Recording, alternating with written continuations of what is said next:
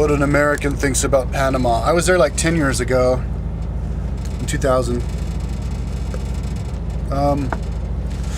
Panama is really cosmopolitan. I saw people from all over, India, China, Africa, and they were dressed in their traditional garb.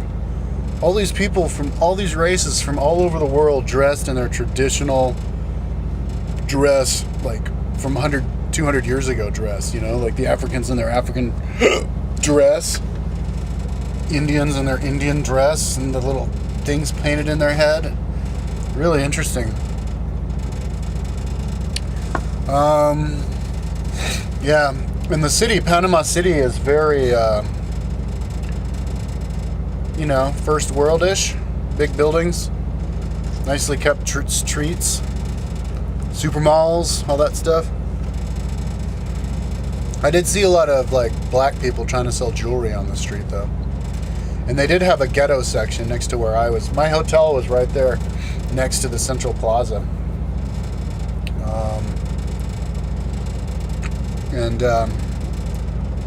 It was like the old town, but it was still cheap. But right next to that was this ghetto area. Just big buildings with lots of people living in them. And I rode to the top of a town and looked down on the city, and it's not that far from the docks. Or not the docks, what are those things called?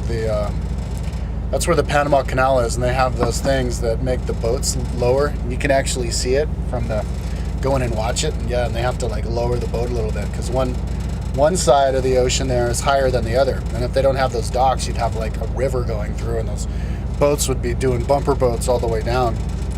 So they have to control it, those docks, those things, and that was interesting to watch. Yeah, they speak really good English, and they use the dollar.